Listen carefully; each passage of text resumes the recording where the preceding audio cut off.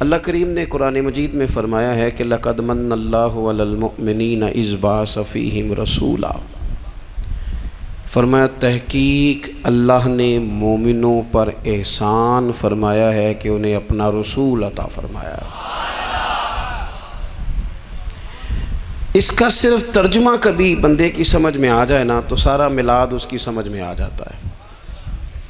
صرف اس آیت کا آسان سادہ ترجمہ اگر سمجھ لیا جائے کہ رب کہتا ہے میں نے احسان کیا تم پر، تمہیں اپنا رسول دے دیا ہے۔ وہ دو عالم کی رحمت ہیں، وہ جہاں چاہتے وہیں رہتے، یہ تو ان کی مہربانی ہے کہ یہ عالم پسند آیا۔ نبی پاک صلی اللہ تعالیٰ علیہ وسلم ہمارے اوپر رب کا سب سے بڑا احسان ہے، اور اللہ تبارک و تعالیٰ نے سسکتی، تڑپتی، بے چین، پریشان، تکلیف میں مبتلا اپنی مخلوق پر رحم فرمایا اور رسول کریم عطا فرمائے۔ نبی پاک صلی اللہ تعالیٰ علیہ وسلم کی تشریف آوری نے ایک ایک ذرے پر احسان کیا، حضور سے ایک ایک نگر، ایک ایک پتا فیضیاب ہوا، لیکن بعض چیزیں ایسی ہیں جنہیں خصوصی طور پر سرکار نے نوازا، بعض معاملات پر خاص کرم نوازی حضور نے فرمائی۔ ایک اہم مسئلہ ہے عقیدے کا مسئلہ۔ جس بندے کا کوئی عقیدہ نہیں نہ ہوتا، کوئی نظریہ نہیں ہوتا، کوئی اس شخص کا خاص مزاج نہیں ہوتا سمجھنے والا، ماننے والا، وہ بندہ بھی بیچارہ کوئی زندگی کا لطف نہیں اٹھا پاتا۔ اس کا کوئی نظریہ ہی نہیں ہے، کوئی سوچ ہی نہیں ہے، کوئی اس کی فکر ہی نہیں ہے اس نے کس طرف جانا ہے۔ عقیدہ نہ ہو بندے کا، یعنی دنیا میں معاذ اللہ کچھ ایسے لوگ پائے جاتے ہیں جو سرے سے اللہ تعالیٰ کوئی نہیں مانتے، زندگی کیسے گزرے گی؟ وہ اپنی توجہات کا قبلہ کسے بنائیں گے؟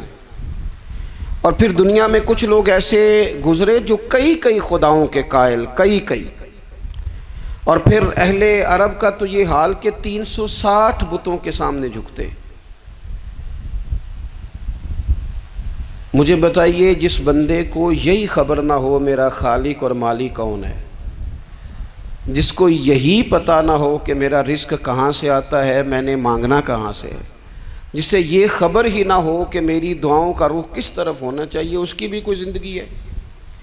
نبی پاک علیہ السلام نے سب سے بڑا احسان یہ فرمایا ہے کہ ہمیں عقیدہ توحید سکھایا ہے۔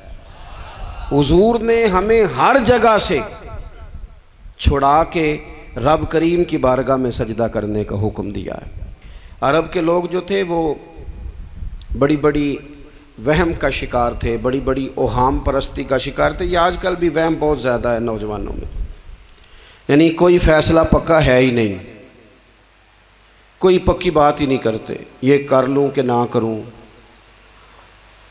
اگر آپ کہتے ہیں تو کر لیتا ہوں، ویسے اس میں فلانی کمزوری بھی ہے، اور اگر میں نے نہ کیا تو فلاں مشکل بھی ہے۔ بھئی جس بندے نے قوت فیصلہ ہی نہیں پائی، اس نے ارادہ ہی پکا نہیں کیا کہ اس نے کدھر جانا ہے، تو وہ سفر کیسے کرے گا؟ سفر تو اس بندے کا مکمل ہوتا ہے جو سفر شروع کرتا ہے۔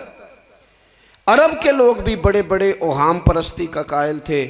وہ جب قربانیاں کرتے تھے تو ان کا گوشت لا کے کعبے کی دیواروں کے ساتھ ملا کرتے تھے، یہ قبولیت کی علامت ہے۔ سارے کپڑے اتار کے کعبے کا طواف کرتے تھے، جب احرام باندھ لیتے، حج عمرے کا ارادہ کرتے تو دروازوں سے داخل نہیں ہوتے تھے۔ وہ کہتے تھے کہ دروازے گناہگار ہیں اور ہم چونکہ اب نیک کام کر رہے ہیں لہذا اوپر سے ہو کے آئیں گے۔ رسول کریم علیہ السلام نے انہیں ان سارے وہموں سے، ساری پریشانیوں سے، ان ساری بدشگونیوں سے نکال کے کہا اللہ تمہارا مالک ہے، اللہ تمہارا محافظ ہے، ہوگا وہ جو رب چاہے گا۔ ذرا سی بات پہ سہم جانا، ذرا سی بات پہ ڈر جانا۔ حضور نے لوگوں کو قوت فیصلہ عطا کی، اور اتنی بڑی قوت فیصلہ حضور نے دی کہ کل تک جو فیصلہ کر نہیں نہ پا رہے تھے، آج انہوں نے اس طرح کے فیصلے کیے کہ اپنی ساری کی ساری اولادیں لے کر وہ میدانوں میں کھڑے ہو گئے۔ وہ ڈٹ گئے کہ ہم نے کفر کے مقابلے میں جہاد کرنا ہے۔ انہوں نے طے کر لیا کہ حق کیا ہے، سچ کیا ہے۔ نبی پاک علیہ الصلوۃ والسلام نے ہمیں عقیدہ توحید دیا اور وہ طے کر کے دیا ہے نبی پاک نے، سجدہ سوائے اللہ کے کسی کو جائز، اگر کوئی عبادت کی نیت سے کرتا ہے تو سجدہ کفر ہے، اور اگر تعظیم کی نیت سے کرتا ہے تو حرام ہے۔ اعلیٰ حضرت بریلوی رحمۃ اللہ علیہ نے 50 کے قریب دلائل کتاب و سنت سے اور 100 سے زیادہ دلائل فقہ اور اصول فقہ سے بیان فرمائے ہیں کہ کسی اور کے لیے تعظیمی سجدہ بھی حرام ہے۔ نبی پاک علیہ السلام تشریف فرما تھے تو کچھ جانوروں نے آ کے حضور کے قدموں پہ سجدہ کیا، پیش نظر ہے وہ نوبہار اور سجدے کو دل ہے بے قرار، روکیے سر کو روکیے یہی تو امتحان ہے۔ کچھ جانوروں نے جب سجدہ کیا تو صحابہ عرض کرنے لگے یا رسول اللہ صلی اللہ تعالیٰ علیہ وسلم ہمارا بھی دل کرتا ہے، تو حضور نے فرمایا بھی سجدہ سوائے رب کے کسی کے لیے جائز نہیں ہے، ہاں اگر جائز ہوتا تو میں خاتون سے کہتا کہ اپنے شوہر کو سجدہ کرے۔ نبی پاک علیہ الصلوۃ والسلام نے حد بندی کر دی۔ اور پھر دیکھیں یہ جو ہم میلاد مناتے ہیں نا، یہ میلاد اللہ تعالیٰ کی توحید کا بہت بڑا اعلان ہے۔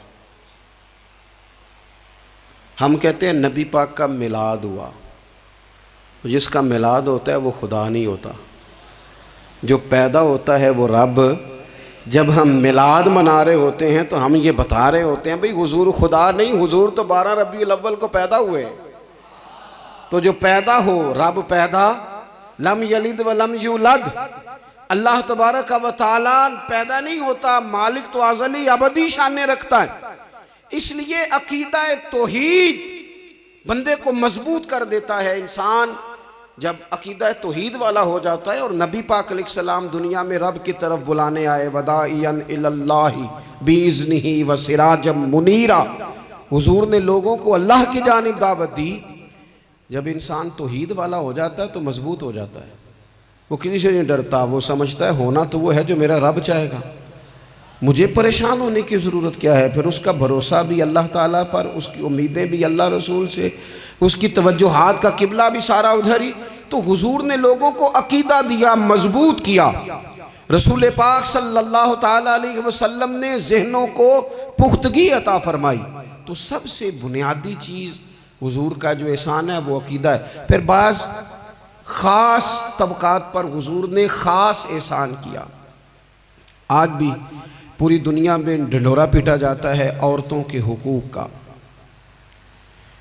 پوری دنیا کے اندر، اور بعض لوگ عورتوں کو بڑا دھوکہ دیتے ہیں، کہتے ہیں تمہیں حق نہیں ملتے لہٰذا تم سڑکوں پہ آ جاؤ، معاذ اللہ، تمہیں حق نہیں ملتے لہٰذا تم معاذ اللہ بازاروں کی رونق بن جاؤ۔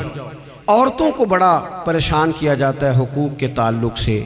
نبی پاک علیہ السلام کی آمد سے پہلے کوئی خاتون کے ساتھ سلوک اچھا نہیں کیا جاتا تھا، اس کا کوئی جائیداد میں حصہ نہیں تھا۔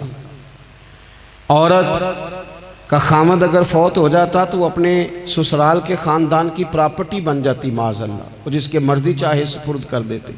ہندوستان کے بعض علاقوں میں ایسی کبھی رسمیں بھی پائی جاتی تھی کہ بعض عورتیں اپنے خامد کے ساتھ جل جانا مناسب سمجھتی تھی کہ بعد میں کوئی زندگی تو ہوگی نہیں، اور بیوہ خاتون اور طلاق یافتہ خاتون، اس کے بارے میں تو لوگوں کا خیال تھا کہ شاید یہ خاتون بالکل سوسائٹی اور سماج کا حصہ ہی نہیں ہونی چاہیے۔ قربان جائیں، یہ اعزاز میرے نبی پاک نے دیا ہے۔ حضور نے پہلی شادی ہی اس خاتون سے کی ہے جن کا پہلے بھی نکاح ہو چکا تھا، اور خاتون کو حضور نے حقوق دیے، جائیداد میں حصہ دیا۔ کہا جو بیٹیوں کی بہنوں کی پرورش کر کے آئے گا اور اچھی پرورش کر کے انہیں روانہ کر دے گا، جس طرح میری 2 انگلیاں جڑی ہوئی ہیں میرے ساتھ جڑ کے جنت میں جائے گا۔ اور ایک روایت میں فرمایا کہ جب کسی کے ہاں بیٹی پیدا ہوتی ہے نا تو اللہ فرشتوں کو بھیجتا ہے، اور وہ اس کے گرد کھڑے ہو جاتے ہیں اور گھر والوں کو سلام کہتے ہیں، اور کہتے ہیں یہ ضعیفہ ایک ضعیفہ سے پیدا ہوئی ہے، یہ کمزور یعنی صنف کے لحاظ سے کمزور نازک بچی ایک نازک ماں سے پیدا ہوئی ہے۔ فرشتے کہتے ہیں جو اس کی پرورش کرے گا نا اللہ قیامت تک اس کی مدد کرے گا، اس کی ہمیشہ مدد ہوتی رہے۔ اور نبی پاک صلی اللہ تعالیٰ علیہ وسلم کی خدمت میں آ کے جب خواتین نے کہا تو نا یا رسول اللہ ہمارے تو دین دنیا کے معاملات میں مردوں کے تعلق سے کمزوری ہے، کئی دن تو ہم ویسے نماز نہیں پڑھ سکتی مہینے میں، کئی دن تو ہم ویسے عبادات کے قریب نہیں جا سکتی، جہاد پہ ہم نہیں جاتی، گواہی ہماری مردوں کے برابر نہیں، تو یا رسول اللہ صلی اللہ علیہ وسلم ہمارا بھی کوئی اعزاز ہے؟ تو حضور نے فرمایا جب کوئی خاتون حاملہ ہوتی ہے نا تو اللہ اسے اتنا ہی ثواب دیتا ہے جتنا جہاد کرنے والے کو ثواب دیتا ہے، اور جب بچہ پیدا ہوتا ہے تو اللہ تعالیٰ اسے شہادت کا درجہ عطا کرتا ہے، اور جب وہ بچوں کو دودھ پلاتی ہے تو رب اسے غلام آزاد کرنے کا ثواب عطا کرتا ہے۔ ایک دفعہ نا نبی پاک صلی اللہ تعالیٰ علیہ وسلم کی خدمت عالی مرتبت میں حضرت عائشہ صدیقہ رضی اللہ تعالیٰ عنہ نے ایک واقعہ عرض کیا، عرض کی حضور آج میرے ساتھ عجیب معاملہ ہوا، میں گھر میں اکیلی تھی تو ایک خاتون 2 بیٹیوں سمیت آئی، اس نے کہا کہ میں بھی بھوکی ہوں، میری بیٹیاں بھی پریشان ہیں، کھانا نہیں کھایا۔ سیدہ پاک کہتی ہیں یا رسول اللہ میرے پاس بھی 3 کھجوریں تھیں گھر میں پڑی، یہ 2 جہاں کے شاہ ہیں پر پاس کچھ رکھتے نہیں، اور 2 جہاں کی نعمتیں ہیں ان کے خالی ہاتھ میں۔ فرماتی ہیں وہ 3 کھجوریں میں نے ان 3 ماں بیٹیوں کو دے دی، ماں نے پہلے ایک کھجور دونوں بیٹیوں کو دی، پھر بچیاں وہ کھجور کھا کے ماں کی طرف دیکھنے لگی تو جو کھجور ماں کے پاس تھی اماں نے اس کے بھی 2 حصے کر کے بیٹیوں میں بانٹ دیے۔ حضرت عائشہ عرض کرنے لگی یا رسول اللہ میں نے یہ بڑا نرالا رنگ دیکھا ہے، ماں کا اپنے بچوں سے پیار کا انداز۔ تو حضور نے کیا فرمایا؟ نبی پاک علیہ السلام فرمانے لگے سن پھر اللہ تعالیٰ نے اس عورت پر جنت کو واجب کر دیا ہے، فرمایا اللہ نے اسے جہنم سے دور کر دیا جو بیٹیوں کے معاملے میں آزمایا گیا، اور جس نے پھر ان کے ساتھ اچھا سلوک کیا۔ اپنا حضور کا عمل یہ تھا کہ حضور کی بڑی صاحبزادی سیدہ زینب رضی اللہ تعالیٰ عنہ یہ حضور کی سب سے بڑی صاحبزادی ہیں، یہ بخاری میں آپ کو ملے گا کہ ان کی بیٹی جناب امامہ بنت زینب چھوٹی سی عمر تھی، تو جب حضور نماز کے لیے آتے تھے تو نواسی کو اٹھا کے ساتھ لے آتے تھے، اور وہ حضور نماز پڑھتے تھے تو وہ نبی پاک کے کندھوں پہ کھیلتی تھی۔ حضور نے عملاً بیٹیوں سے پیار کرنا سکھایا، بیٹیوں سے محبت کریں، بیٹیوں سے پیار کریں۔ بیٹیاں بڑی خیرخواہ ہوتی ہیں، بیٹیاں ماں باپ کی بڑی وفادار ہوتی ہیں، بیٹیاں بڑا خاص تعلق رکھتی ہیں۔ جوانوں آپ سے بھی کہوں گا بہنوں کی طرف توجہ رکھیں، جو کسی کی بہن آپ کے گھر ہے اس کا بھی خاص احساس کریں، وہ بھی کسی کی بہن ہے، لیکن اپنی بہن کے ساتھ بھی خاص نسبت کا تعلق قائم رکھیں، رشتوں میں اعتدال ہونا چاہیے۔ اس صنف کو نبی پاک علیہ السلام نے خاص کر کے نوازا ہے، اور ہمارا بھی ان کے ساتھ خاص رشتہ ہونا چاہیے۔ اسی طرح کا معاملہ یتیموں کے ساتھ ہے، کمزوروں کے ساتھ ہے۔ دیکھو آج نا ہمارے ہاں کمزوروں، غریبوں، مسکینوں، یتیموں کی مدد تو کی جاتی ہے، لیکن انہیں لوگ اپنے ماحول کا حصہ نہیں بناتے۔ یعنی کبھی گئے تو غریبوں میں آٹا بانٹ آئے، کبھی گئے تو غریبوں میں جا کے کپڑے تقسیم کر آئے، کبھی گئے تو غرباء کو کچھ وقتی طور پر کچھ ضروریات زندگی دے دیں، کبھی عیدیاں بانٹ دیں، کبھی سیلاب زدگان میں چلے گئے۔ غرباء کو کچھ نہ کچھ صدقات تو دے دیے جاتے ہیں، ان پر کچھ خیرات تو کر دیا جاتا ہے، لیکن انہیں سوسائٹی کا ماحول کا حصہ نہیں بنایا جاتا۔ ایسا نہیں ہوتا کہ ان غرباء کے بچوں کو اٹھا کے بڑے شہروں میں لایا جائے، ان کی تعلیم کا خیال کیا جائے، انہیں اپنے ماحول میں رکھا جائے، ان کی بہترین پرورش کا بندوبست کیا جائے۔ کائنات میں بڑے لوگوں نے کام کیا ویلفیئر کا، بڑے لوگوں نے غریبوں کے ساتھ تعاون کیا، بڑے لوگوں نے محبت کی، سب قابل تعریف ہے، لیکن ہم نے یہ کیا کہ ان کی امداد تو کی، لیکن ان کی محرومیوں کا ازالہ نہیں کیا۔ اور وہ امداد لے رہے تھے تو ان کی پچھلی نسل بھی امداد لے رہی تھی، یہ نسل بھی امداد لے رہی، اور خدا نہ کرے کہ اگلی نسل کو بھی امداد لینا پڑے۔ میرے نبی پاک صلی اللہ تعالیٰ علیہ وسلم کا انداز کچھ اس طرح کا ہے کہ امام بہقی نے لکھا ہے، حضرت بشیر بن عقبہ رضی اللہ تعالیٰ عنہ کہتے ہیں میرے والد انتقال کر گئے تھے، اور میں ایک جگہ پہ بیٹھ کر رو رہا تھا کہ نبی پاک صلی اللہ تعالیٰ علیہ وسلم میرے قریب سے گزرے، کیوں روتے ہو؟ یا رسول اللہ میرے والد کا انتقال ہو گیا، میری والدہ رخصت ہو گئی۔ تو یہ ہمیں حضور نے سبق دیا ہے، یہ یتیموں غریبوں کا خیال رکھنے کا یہ بھی ایک نقطہ، یہ بھی انداز ہے۔ کائنات کا بڑے سے بڑا درد دل رکھنے والا بندہ یہاں تک نہیں جا سکتا جو میرے رسول کریم نے بیان فرمایا۔ کہتے ہیں نبی پاک علیہ السلام فرمانے لگے، بشیر بن عقبہ کیا تو اس بات پر راضی نہیں کہ میں تیرا باپ ہوں اور عائشہ تیری ماں ہو؟ آنا تجھے ہم شامل کر لیں اپنے گھرانے میں، آ جانا، مکمل تیرے معاملات کا خیال کیا جائے، تو آ جا۔ اتنا بڑا درجہ۔ نبی پاک نے تو حضرت سلمان فارسی کے بارے میں بھی فرمایا کہ میں نے انہیں اپنی اہل بیت میں شامل کر لیا۔ رسول اللہ صلی اللہ تعالیٰ علیہ وسلم غرباء کے لیے، مساکین کے لیے، یتیموں کے لیے، ناداروں کے لیے جو خاص احسان بن کے آئے، وہ یہ والا لہجہ نہیں کہ ہم مطمئن ہو گئے کہ ٹھیک ہے ہم گئے تو تھے، اتنے پیکٹ بانٹ تو آئے، اتنا کچھ ہم نے دے تو دیا، فلانا کام کر تو لیا، اور وہ بھی کب تک کیا؟ جب تک خبریں تیز تھیں۔ ہمارے ملک میں سیلاب آیا، میڈیا نے خبر دی، شور ہوا، لوگوں نے بڑی کوشش کی، الحمدللہ بڑے اچھے جذبات کا اظہار کیا، ڈھیر سارے لوگ وہاں گئے۔ میں آپ سے پوچھتا ہوں کہ کیا سیلاب زدگان سارے اپنے اپنے گھروں میں چلے گئے؟ ان کے گھر بن گئے؟ لیکن ہمارے جذبے کیوں ٹھنڈے ہو گئے؟ اس لیے کہ خبریں ٹھنڈی ہو گئی۔ ہم تو چلتے ہیں ٹرینڈ کے ساتھ کہ آج کل ٹرینڈ کیا ہے، اگر خبر ادھر کی ہے تو ذوق ادھر کا ہے، خبر ادھر کی ہے تو ذوق ادھر کا ہے۔ دیر پا کام کرنا اور خاص جذبات پیدا کرنا ان لوگوں کے لیے۔ حضرت سیدنا عبداللہ بن ابی اوفا رضی اللہ تعالیٰ عنہ روایت کرتے ہیں، ایک یتیم بچہ آیا تھا، اس نے عرض کی حضور میری ماں بھی بھوکی ہے اور میری ایک ہمشیرہ ہے وہ بھی بھوکی ہے، اے روٹی دا دکھ نہ پوچھو، روٹی تے بندہ کھا جاندی جے۔ یہ جو بھوک ہوتی ہے نا، بھوک، بہت سارے لوگ نا، میں ایک شادی میں تھا تو وہاں ایک دو لوگ کھانا کھا رہے تھے، تو بعض لوگ انہیں دیکھ دیکھ کے مذاق کر رہے تھے، ویڈیو بنا رہے تھے، کہتے دیکھو کھانا ہی نہیں آتا، کیا انداز ہے، سارا ان کا منہ جو ہے وہ کھانے سے بھر گیا، ہاتھ دیکھو کہاں تک ان کے لتھڑ گئے، کیا انداز ہے۔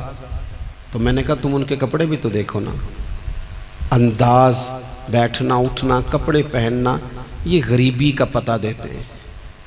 بھوک جب تیز لگی ہو پھر کھانے کے آداب لوگوں کو یاد نہیں رہتے۔ غربت نے میرے بچوں کو تہذیب سکھا دی، اب وہ سہمے ہوئے رہتے ہیں، شرارت نہیں کرتے۔ وہ عزیز ہوتا یہ ہے کہ جب انسان کو بھوک شدید لگی ہو نا، پھر اسے ڈاکٹر کی ہدایات نہیں یاد رہتی، پھر تو پیٹ کی آگ بجھانے کو لوگ دوڑتے ہیں۔ تو کہتے اس بچے نے آ کے عرض کی، یا رسول اللہ صلی اللہ تعالی علیہ وسلم ماں بھی بھوکی ہے، بہن بھی بھوکی ہے۔ حضور نے نا اسے 21 کھجوریں عطا فرمائیں، فرمایا 7 تیری، 7 تیری بہن کی، 7 تیری والدہ کی۔ اور یہ حضور نے 21 کھجوریں دی ہیں، یہ نبی پاک نے 21 دی ہیں، ہاں یہ حضور نے 21 دی، اور حضور تو اشارہ بھی کر دینا تو پھر روٹی ساری زندگی ختم نہیں ہوتی۔ وہ حضرت ابو ہریرہ کو بھی ملی تھی، فرماتے ہیں میں کئی سال کھاتا رہا، 1 کلو کھجوریں تھی پر ختم ہی نہیں ہوئی۔ 21 کھجوریں حضور نے دیں۔ حضرت معاذ بن جبل رضی اللہ تعالیٰ عنہ اٹھے اور دوڑ کے جا کے نا اس یتیم کے سر پہ ہاتھ پھیرا اور کہنے لگے پتر اللہ تجھے اپنے والد کا جانشین بنائے۔ تو حضور فرمانے لگے معاذ یہ تم نے کیا کیا؟ عرض کی حضور اس بچے کی بات سن کے میرا دل بھر آیا ہے، محبت نے انگڑائی لی ہے تو میں نے یتیم کے سر پہ ہاتھ پھیرا ہے۔ یہ دیکھو حضور کا رشتہ۔ نبی کریم فرمانے لگے سن پھر جس نے کسی یتیم کے سر پر محبت سے ہاتھ ہی پھیر دیا نا تو اللہ ہر بال کے بدلے اسے ایک نیکی بھی عطا کرے گا، ایک گناہ بھی معاف کرے گا، اور ایک درجہ بھی بلند فرمائے گا۔ چلو ہاتھ ہی پھیر دیا، تو نے کچھ تو کیا یتیم کے ساتھ، تیرا کوئی تو اس سے رشتہ ہوا۔ اور تیسرا طبقہ ہے غلاموں کا۔ مسکینوں کا، غریبوں کا۔ میں اور آپ اس ملک میں رہتے ہیں جہاں کچھ لوگوں کو کھانا بھی نہیں وقت پہ ملتا، اور کچھ لوگ 5 لاکھ روپیہ گاڑی کا اس لیے اضافی دے دیتے ہیں کہ مجھے ذرا نا نیو ماڈل جلدی چاہیے۔ یعنی ایک طرف ملک کی حالت یہ ہے کہ بعض لوگوں کے پاس پیسے نہیں ہیں کہ بچوں کی فیس بھر سکے، لیکن دوسری طرف حال یہ ہے کہ نئے ماڈل کا موبائل اگر مارکیٹ میں آتا ہے تو وہ ختم ہو جاتا ہے، ملتا ہی نہیں، وہ شارٹ ہو جاتا ہے۔ کچھ لوگوں نے اس طرح کیا ہے کہ انہوں نے یہ سمجھا ہے کہ دولت شاید موج کرنے کے لیے ہمیں دی گئی ہے، ہم طرح طرح کے کھانے کھائیں، طرح طرح سے چیزیں اوڑیں، طرح طرح کے معاملات کریں۔ انہوں نے یہ طے کر لیا ہے۔ اس کا نقصان کیا ہوا ہے؟ اس کا نقصان یہ ہوا ہے کہ کچھ لوگ غربت کی سطح سے نیچے آ گئے ہیں بیچارے۔ نبی پاک کا جو احسان ان غریب لوگوں پر ہے، حضور علیہ السلام کے پاس نا حضرت عبداللہ ابن عمر روایت کرتے ہیں اور طبرانی میں موجود ہے، حضور کے پاس نا 10 دینار تھے۔ ہمارے پاس بھی پیسے ہوتے ہیں نا، لیکن وہ کچھ ہوتے ہیں ہمارے کھانا کھانے کے لیے، کچھ ہوتے ہیں آئس کریم کھانے کے لیے، کچھ اس لیے ہوتے ہیں کہ آج میری مرضی دا نہیں پکا، لہٰذا میں نے، ہمارے ایک دوست ہیں وہ کہتے ہیں کہ آج کل یہ ماحول بن گیا ہے کہ بچے اگر کہتے ہیں نا کھانا میری مرضی کا نہیں، تو اماں کہتی ہے جا تو برگر کھا لے۔ کہتے ہیں ہمارے دور میں یوں نہیں ہوتا تھا، اگر ہم کہتے تھے نا کھانا میری مرضی کا نہیں تو پھر ہمیں ڈبل چیز کھانے کو ملتی تھی، ایک مار بھی کھانا پڑتی تھی اور وہ کھانا بھی کھانا پڑتا تھا۔ اور پھر کچھ پیسہ لوگوں نے صرف اس لیے سنبھال کے رکھا ہوا ہے کہ جو اضافی چیزیں ہیں نا، اضافی، میرا ویسے تجربہ نہیں ہے اور نہ میں نے زیادہ گہرائی سے دیکھا ہے، بس مجھے بتایا گیا ہے، اور پتہ نہیں اب بات درست ہے کہ نہیں، مجھے بتایا گیا ہے کہ پہلے لڑکیاں بیوٹی پارلر جاتی تھی، اب سنا لڑکے بھی جاتے ہیں۔ اب خدا جانے یہ بات سچ ہے کہ غلط ہے۔ یہ جو اضافی اخراجات ہیں نا، یہ اگر ہم تھوڑے سمیٹ لیں، یعنی مولا علی شیر خدا کرم اللہ تعالی وجہہ الکریم مزدوری کر کے نکلے تو 2 کلو کھجوریں تھیں، حضور بس فرمانے لگے 1 کلو میرے بچے کھائیں گے اور کلو مدینے کے غریب بچے کھائیں گے، یعنی کل 2 کلو ظاہری طور پر کھجوریں ہیں، اس میں بھی دوسروں کا حصہ۔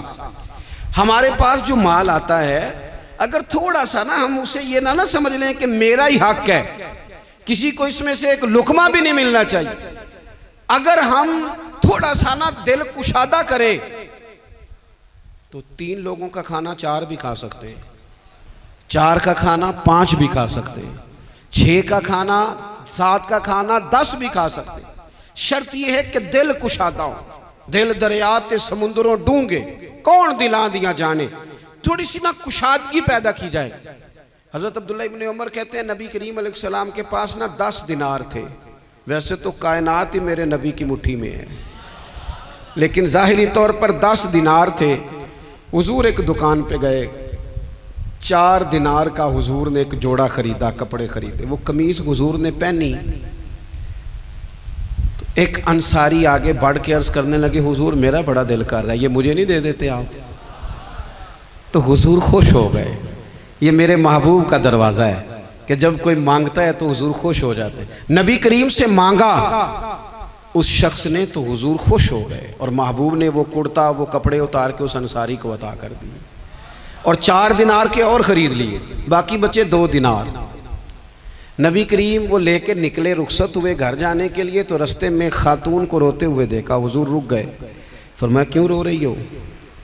عرض کرنے لگی یا رسول اللہ صلی اللہ تعالی علیہ وسلم میں فلاں آدمی کی کنیز ہوں، نوکرانی ہوں، اس نے آٹا لینے بھیجا تھا 2 دینار کا، وہ 2 دینار گم ہو گئے، حضور نے 2 دینار اسے عطا کر دیے، وہ دیے تو پھر رو رہی تھی، فرمایا اب کیوں روتی ہو؟ کہنے لگی یا رسول اللہ ڈرتی ہوں دیر بڑی ہو گئی یا مار ہی نہ پڑے۔ تو حضور نے فرمایا چل نہ میں تیرے ساتھ چلتا ہوں۔ حضور ان کے گھر گئے، وہ اہل ایمان کا گھر تھا جن کی وہ کنیز تھی، جا کے کہا السلام علیکم، اندر سے جواب ہی نہیں آیا، پھر فرمایا السلام علیکم، کوئی جواب ہی نہیں آیا۔ محبوب کا طریقہ مبارکہ تھا 3 دفعہ دستک، پھر واپسی، تیسری دفعہ کہا السلام علیکم تو وہ سارے بول پڑے وعلیکم السلام یا رسول اللہ۔